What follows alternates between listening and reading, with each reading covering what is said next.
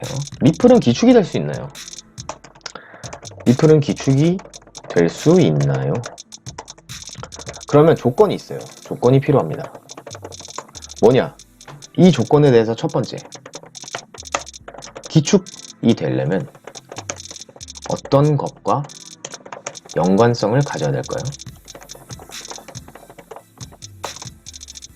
자, 질문 드릴게요. 어떤 것과 연관성이 돼야 될까요, 여러분? 네, 대박님 감사합니다. 달러와 연관, 뭐 맞는 말일 수도 있어요. 달러금 좀 더 가까워요.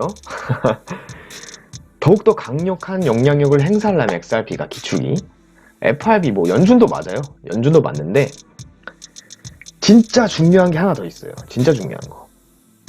여러분들이 하나 살짝 근접했는데 놓친 거. 달러가 금이랑도 브레튼 우주 체제로 이제 영향력을 강력하게 하지만 달러가 지금 뭐랑 거래가 되고 있죠? 이거는 여러분 에너지예요. 에너지. 물론 뭐 IMF나 BIS도 뭐 금융 자본가 기관이기 때문에 강력하죠. 이제 음모론이라기보다는 실제로 저는 실존한 세력이라 보여요. 네, 석유입니다. 결국 달러, 그러니까 기존의 뭐 기축통화, 그러니까 현실적으로 다가가는 거예요. 석유, 그리고 금과 은이죠. 이런 것들과 연관성을 가지면 기축통화가 그러니까 암호화폐에서 기축이 될 가능성이 높아요. 근데 여기서 또 좀 더 업그레이드해서 말씀드릴게요. 자, 지금 리플사의 데이비드 슈월츠가 스테이블 코인에 대해서 언급을 하죠. 이것은 바로 어떤 건가요? 변동성이 적은 코인입니다. 그러니까 워낙 코인 시장의 가격이 변동성의 폭이 크기 때문에 이것을 어느 정도 안정화시킬 수 있는 스테이블 코인을 또 개발하는 거죠. 이것을 통해서 이제 1대1로 패깅을 해서 거래를 할 수 있게 만드는 건데, 그러면 여기서 만약에 XRP 코인에 대해서 많은 논란이 있다가 이런 스테이블 코인과 같은 변동성이 적은 코인들이 어느 정도 인정을 받게 된다면, 근데 사실 말이 안 될 수는 없는 게요, 이 시대라는 게요, 저는 사실 화폐도 진짜 돈이 아니라고 했잖아요. 이건 사실 페이크머니예요. 그냥 대중들의 신용이 있기 때문에 머니인 거죠. 그리고 달러가 강력한 권한을 행사할 수 있는 건 지금 기름 없으면 안 되잖아요. 석유가 없으면 나라가 돌아가지 않아요. 전기가 없으면 말이 안 되잖아요. 그러니까 석유랑 거래를 할 수밖에 없게 만든 거예요, 사실 세력이. 그래서 이 달러로 전 세계를 움직이는 거고요. 미국이. 그 미국에 또 연준이라는 사기업이 있죠. 기업이 있어요. 그 기업이 달러를 발행하잖아요. 추가로 그리고 금과 패깅을 해서 어느 정도 브레튼 우주 체제부터 신용을 더 강력하게 행사를 했죠.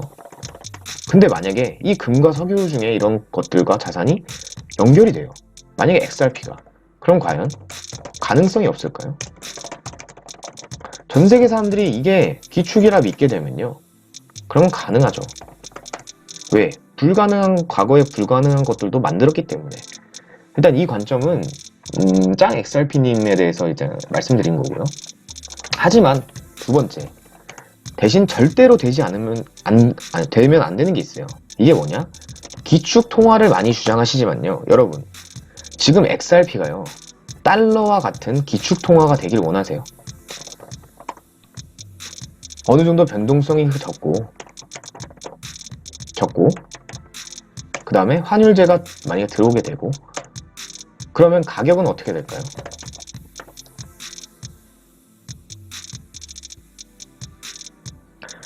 그러면 뭐 1불 정도 된다고 하면 XRP를 투자하기에는 적합하지 않아요. 그러니까 제 말은 XRP가 스테이블 코인이 된다는 게 아니고요. 지금 보시면 무슨 말이냐? 지금 암호화폐 기업들이 스테이블 코인을 개발하려고 해요. 예전에 이더리움 다이 백서에 대해서 보여드렸는데, 이더리움을 담보로 한 다이라는 스테이블 코인이 있어요. 이미 이더리움이 있어요. 두 번째, XRP도 그러니까 이 스테이블 코인이란 걸 해서 변동성이 우린 적다. 이거 1대1로 어떻게 패깅해가지고 변동성이 적은 거 니네가 사용해. 이렇게 하는 거거든요. 그래서 오히려 이 XRP에 대한 부정적인 논란이 끊임없으면 오히려 스테이블 코인으로 팩을 하는 시스템을 구축을 해서 그것을 이제 사용하는 게 차라리 기축통화에 말이 가능하죠. 네. 가격이 안 움직이게 된다면 스테이블 코인, 근데 이거는 사실요, 의구심을 들 필요가 없어요. 왠 줄 아세요? 지금 XRP가 스테이블 코인이에요, 가격이? 이건 팩트인데요.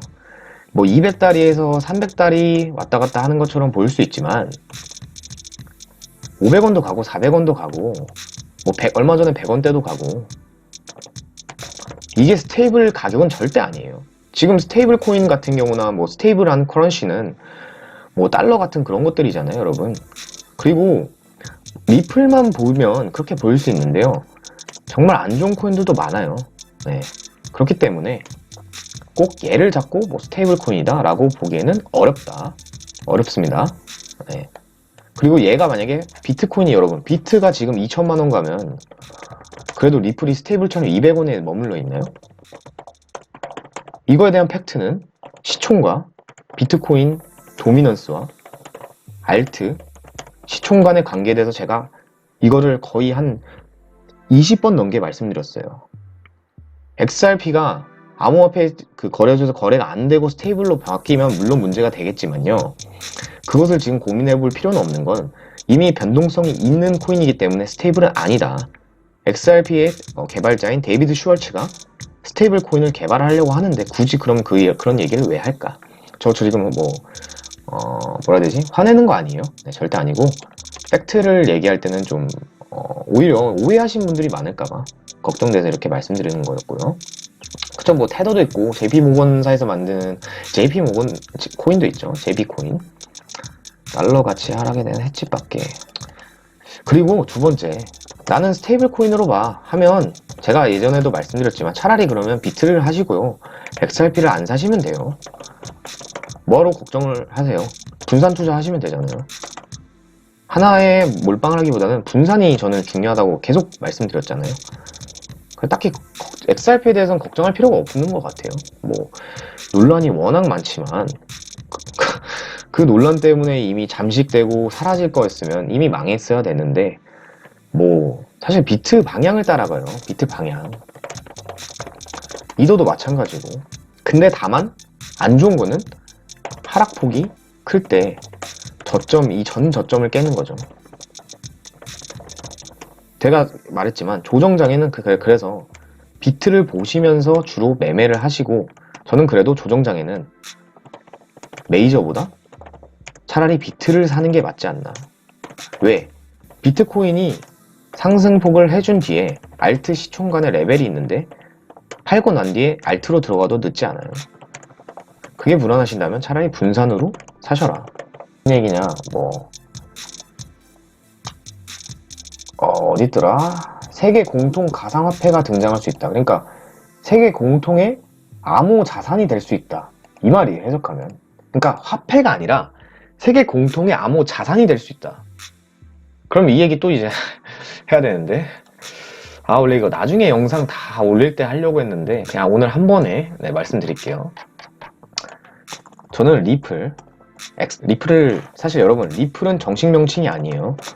XRP죠. 리플은 XRP를 만든 회사 이름입니다. 한국은 리플이 하지만 정확하게는 XRP예요. XRP가 뭐 기축통화다 하는데 뭐 화폐다. 하지만 앞에도 보셨죠? 국가기관 보고서에서 암호자산이라는 것을 국제별로 사용한다. 화폐랑 자산의 성격은 다르다. 그러면 XRP는 지금 변동성이 커요. 기관 보고서의 말에 따르면. 그러면 스테이블 코인 앞에서 말씀드린 거랑 다르게 또 해석을 하면, 이것도 잠깐만요. 적어놔야겠네.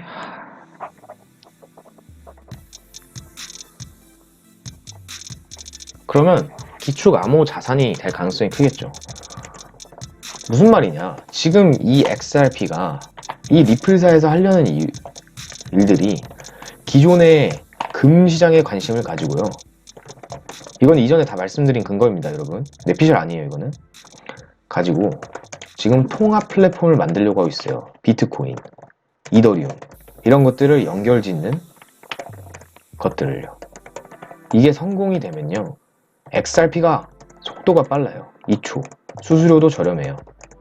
그러면 XRP를 구매한 다음 다른 자산으로 순환매를 돌릴 수 있겠죠.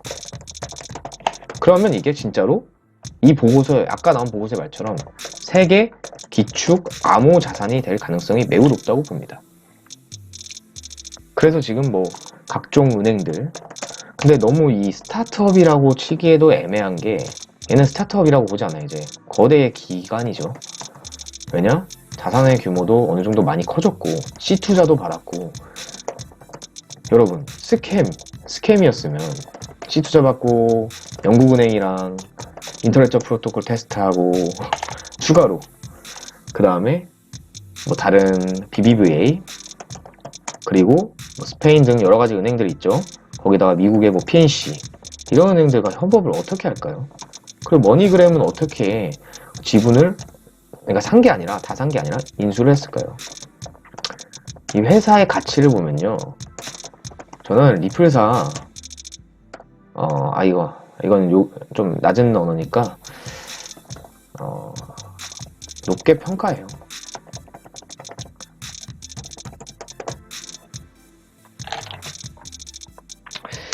오늘 영상 유익하거나 재밌으셨다면, 계속해서 저를 만나보고 싶다면 구독과 좋아요 버튼, 그리고 채널 추천 꾹꾹 해주시면 감사합니다. 이상 유튜버 주적 크리에이터였습니다. 감사합니다.